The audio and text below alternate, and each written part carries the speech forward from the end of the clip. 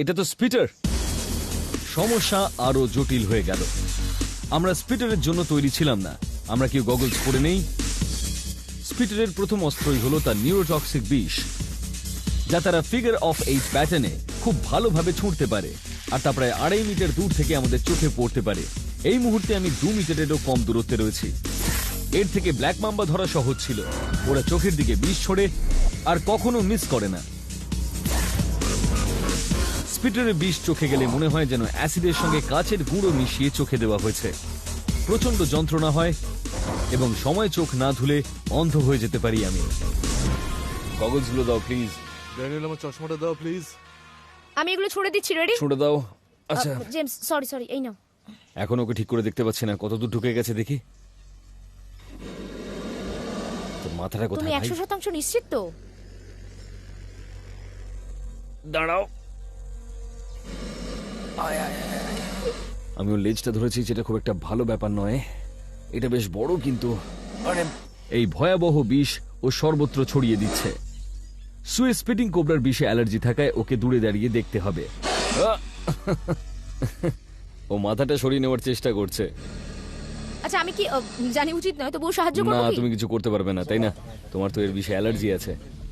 আমি মাথাটা ধরার চেষ্টা করছি। দেখে সবার চশমা পড়া আছে তো? বিষটা যদি কারুর চোখে ঢোকে, তার প্রচন্ড যন্ত্রণা হবে। আমি এটাকে বার করার চেষ্টা করছি। তুমি ভালো করে ধরেছো তো? হ্যাঁ, মানে আমি ওর লেজটা ধরে আছি, তবে ও ঢুকে গেছে ভিতরে।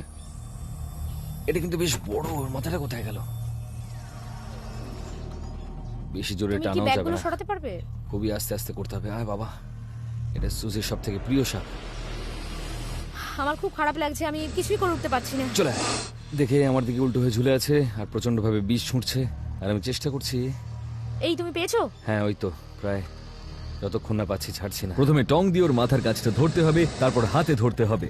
দাঁড়াও। টং দিয়ে ধরিনি, ওর মাথাটা বেরিয়ে গেছে আর ও রেগে রয়েছে। এবারও বিষ ছুঁড়তে পারে বা কামড়াতে পারে। হ্যাঁ, ধরে নিয়েছে। কি বড়! আমি কি করছি দেখতে পাচ্ছি না। দেখে ভাই, দাঁড়া। দেখি কি করছি। এই তো ধরছি। আচ্ছা, ওরে বাপরে। যাক, ধরা গেছে। আচ্ছা, সবাই সাবধান। এটা কিন্তু স্পিটার, কেমন? তাই আমার হাতে আছে এখন। আমি ওর মাথা নিচের দিকে রাখবো। আচ্ছা, চলো বেরোনো যাক। যেহেতু স্পিটাররা বিষ ছুঁড়তে পারে, ব্যাগে না পড়া অবধি সবাই সুরক্ষিত নন। ও, বেরিয়ে আসছে।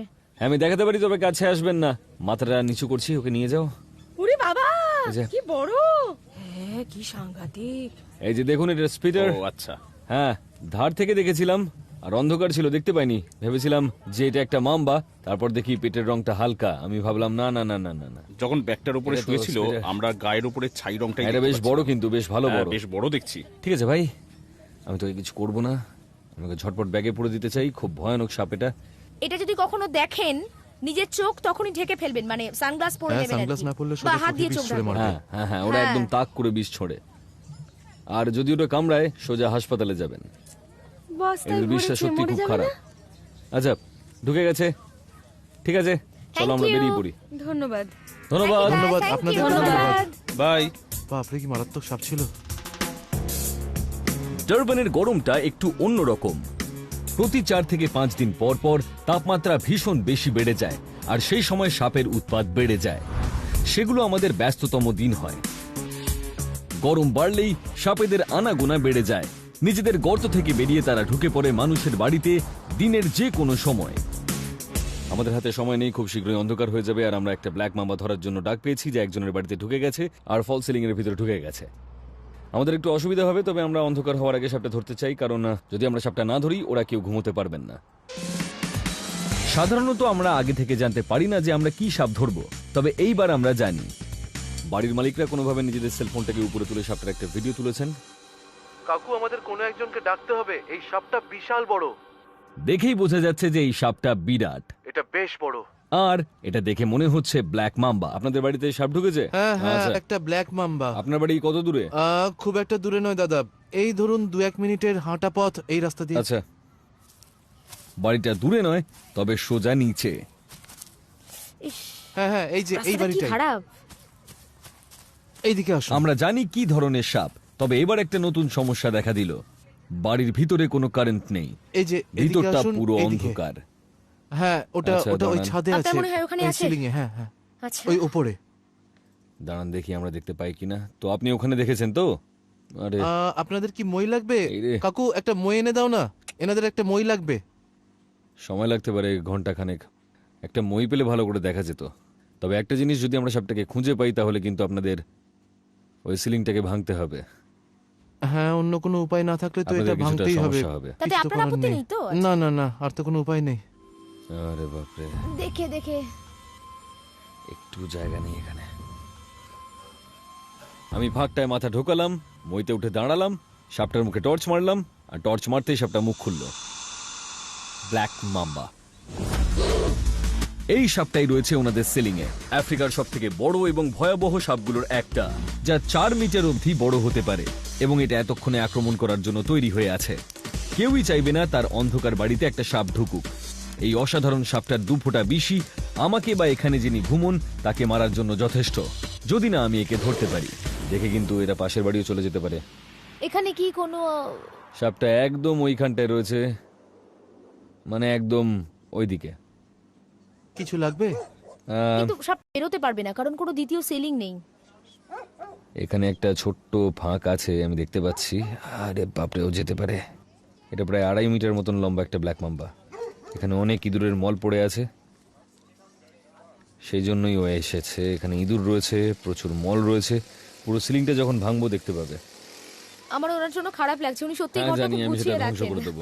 আচ্ছা, আমরা কি জানি না কিছু আপনারা জিনিস কি বার করতে করবেন, সাহায্য কারণ করব? আমাকে যদি সিলিং ভাঙতে হয় তাহলে উপর থেকে প্রচুর নোংরা পড়বে নিচে, ঠিক আছে? আপনি ঘরটা একদম নোংরা সিলিংটা হয়ে ভেঙে যাবে। ফেলতে পারেন, আমাদের কোনো চারিদিকে অসুবিধা শুধু নেই। আমরা- আমরা কারণ ভেঙে আমার ফেলতে মনে হয় পারি না কি? কেউ চাইবে মাথার উপর ব্ল্যাক মাম্বা নিয়ে ঘুমোতে। হ্যাঁ, সে নিশ্চয়ই। বুঝতেই পারছি। হ্যাঁ, একটু চাপ হয়ে যাবে, বেশ খানিকটা চাপ হয়ে যাবে। আমার মনে হয় এটা বেশ কিছুদিন ধরে এখানে আছে। হ্যাঁ, তা ছিল হয়তো।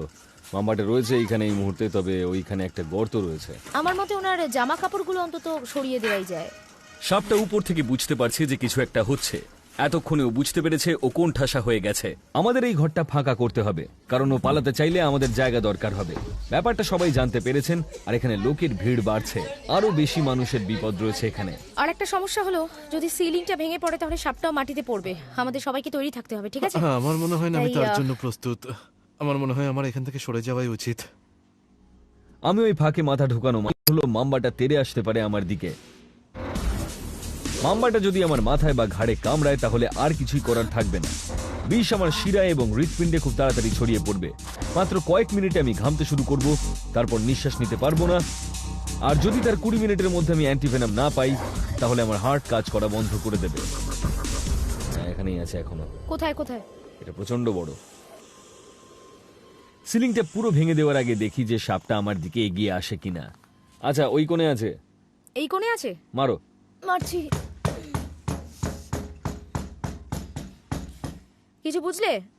হ্যাঁ, এইবার নড়ছে। হ্যাঁ, কোথায়